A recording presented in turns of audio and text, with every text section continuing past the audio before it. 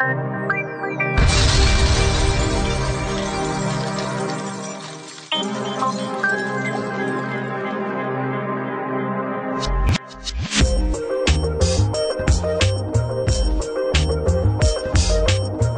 ici à l'Union africaine, bien sûr c'est bien sûr le cinquantenaire de l'Union africaine, monsieur son excellence Edem Kodjo, ancien premier ministre et ancien secrétaire général de l'Organisation de l'Unité africaine.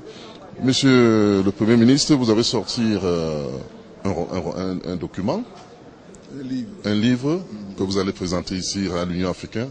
De quoi il est question?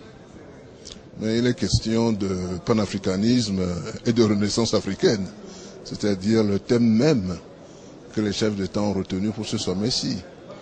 Alors il y a un large tour d'horizon historique sur l'origine du panafricanisme et ensuite les réalisations concrètes qui ont été faites par les institutions qui étaient chargées de mettre en place le panafricanisme et le bilan sur le fait de savoir si nous avons progressé véritablement sur la voie de l'unité. C'est la seule chose qui m'importe, moi. Nous ne pouvons pas nous réunir uniquement pour tourner en rond. Nous devons mettre un pas devant l'autre.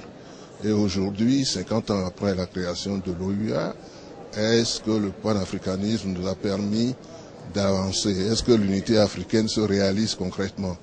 Est-ce qu'au-delà des communautés économiques régionales, il y a une volonté politique manifestée pour la concrétisation d'un fédéralisme qui permettrait aux États africains d'être mieux à même de défendre leurs intérêts. Les différentes crises qui se sont succédées récemment sur notre continent montrent bien que nos États sont fragiles. La crise malienne, par exemple. Et si nos États sont fragiles, c'est parce qu'ils sont seuls. Et s'ils sont seuls, c'est parce qu'ils persistent à demeurer seuls dans les frontières coloniales. Alors il faut que nous réfléchissions sérieusement à tout cela et que nous prenions les décisions qui s'imposent. Merci. Et justement, excellent, d'après vous, est-ce que l'Afrique a évolué avec toutes ces crises, tous ces coups d'État? Non, l'Afrique a évolué, l'Afrique continue d'évoluer. Mais est-ce que l'Afrique évolue vite? Est-ce que l'Afrique évolue de façon que ses enfants, filles et fils puissent vraiment se sentir totalement à l'aise dans ce monde? Est-ce que nos États sont puissants?